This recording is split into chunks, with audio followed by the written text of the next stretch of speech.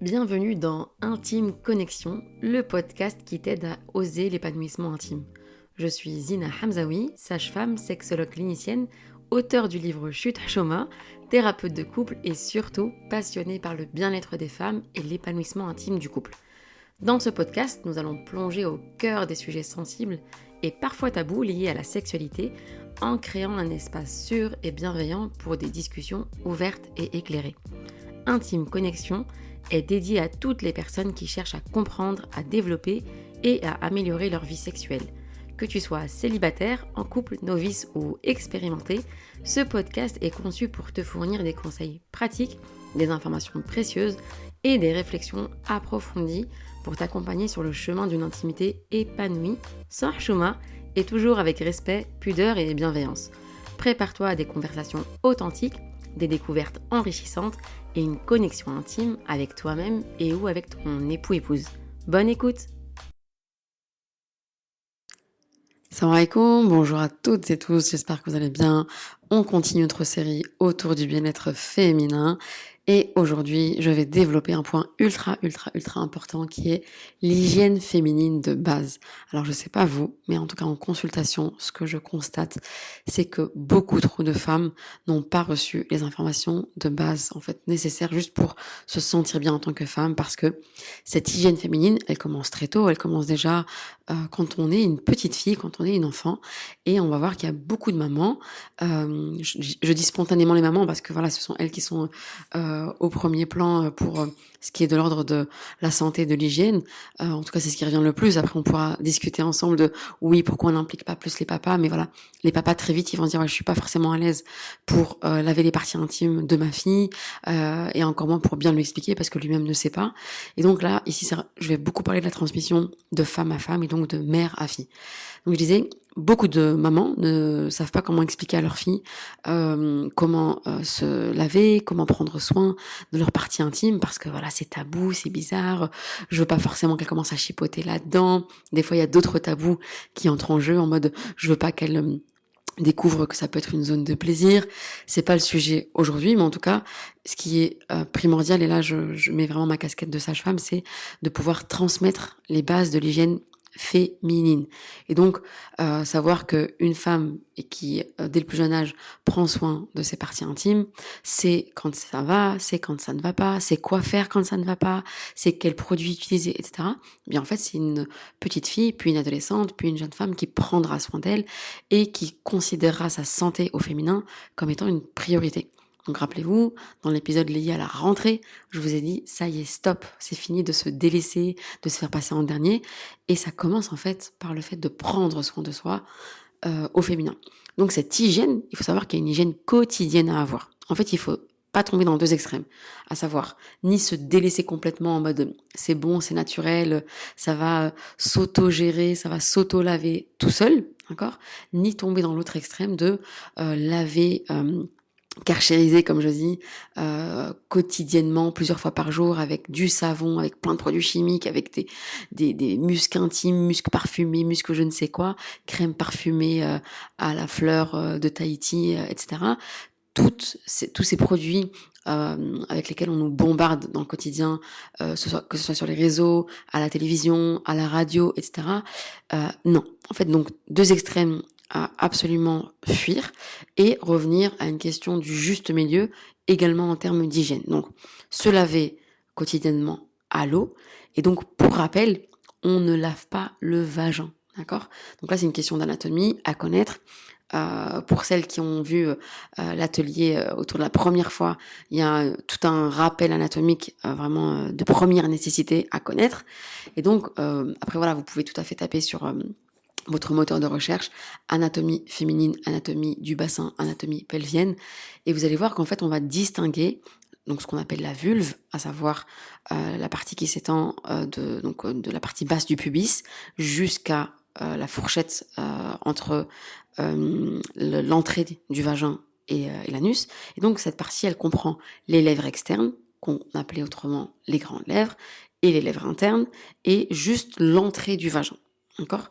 Donc cette partie-ci, que j'ai dit qui s'appelait la vulve, cette partie-ci, oui, elle se nettoie à l'eau, et donc le nettoyage quotidien de la zone intime, c'est pas Karcher, c'est pas à grande eau, d'accord? On fait couler de l'eau tout doucement, de l'eau tempérée, ni trop froide, ni trop chaude, pas avec un jet ultra puissant. Donc on va éviter les douchettes qui sont directement connectées à l'arrivée d'eau à côté de la toilette, qui ont un débit trop important, d'accord?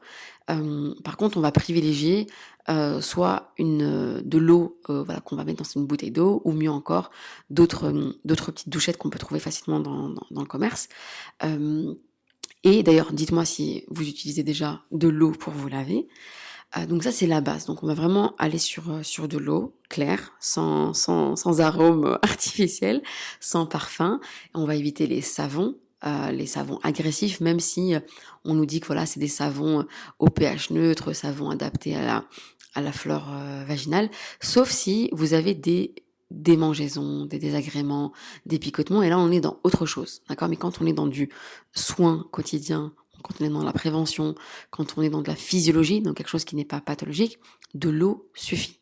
Donc déjà, on va apprendre aux petites filles à juste se laver à l'eau quotidiennement, à changer leurs sous-vêtements, donc on va changer la culotte. Et alors là, on rentre dans un point qui est très important, c'est l'utilisation de serviettes de protection hygiénique, d'accord?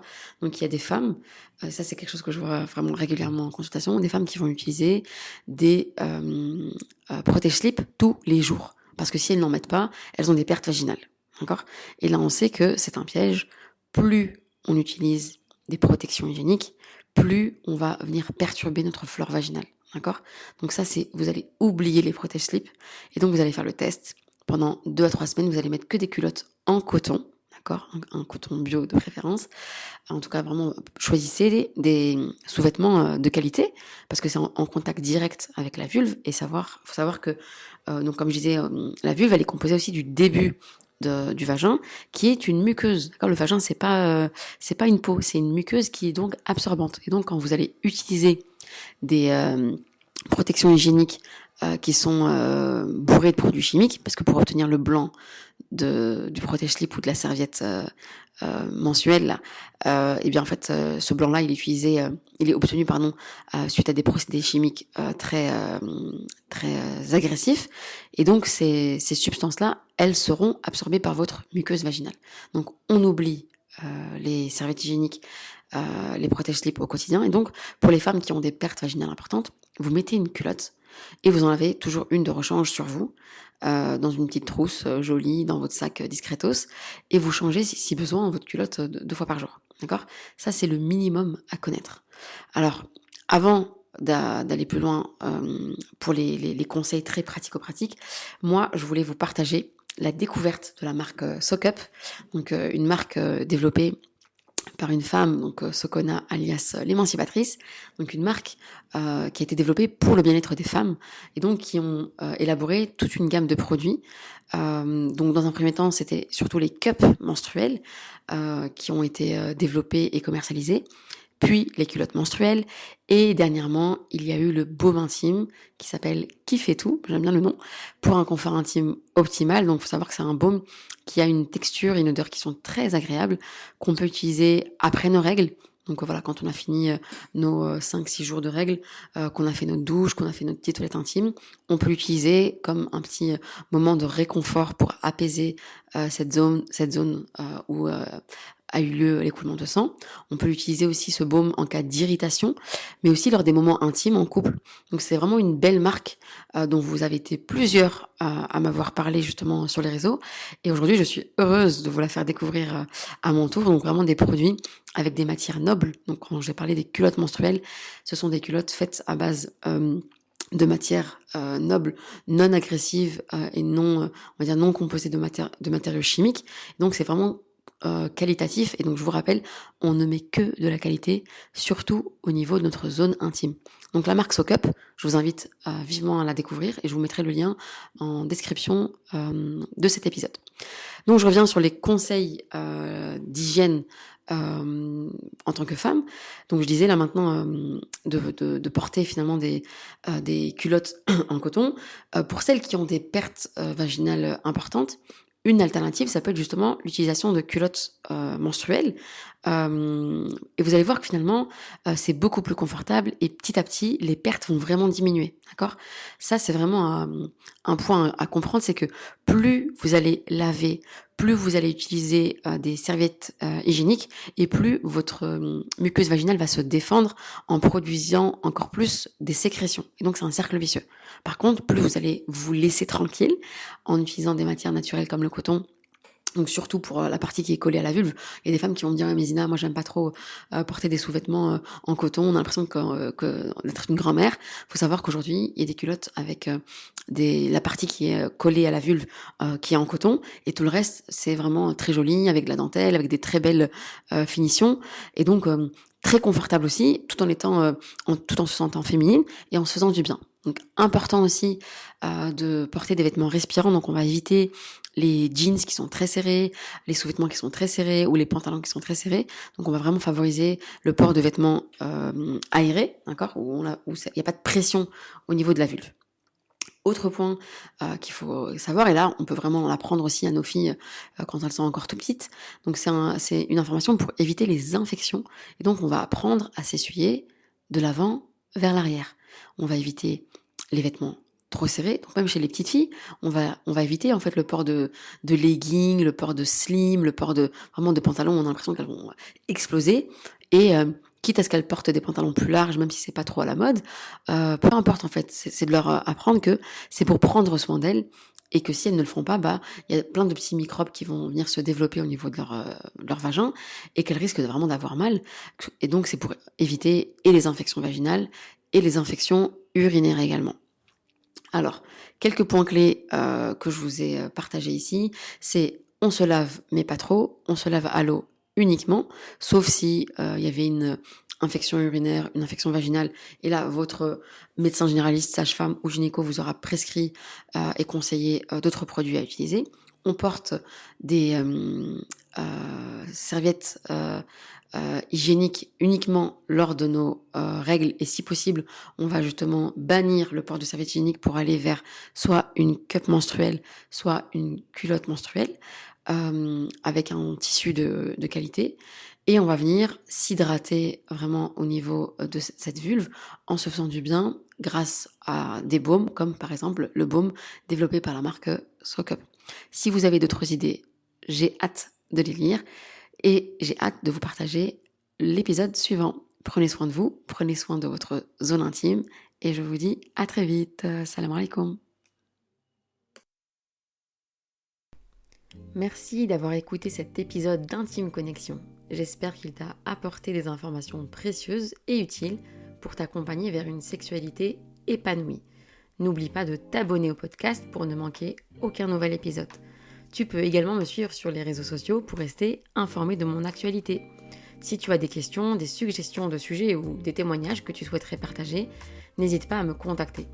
Souviens-toi aussi que la sexualité est un domaine intime et personnel. Et si besoin, tu peux consulter une ou un professionnel de la santé pour un accompagnement personnalisé. Merci encore d'avoir choisi Intime Connexion comme ressource pour explorer la sexualité, briser les tabous et créer des liens intimes plus profonds. Prends soin de toi, cultive l'amour et l'intimité et je te retrouve très bientôt pour un nouvel épisode d'Intime Connexion.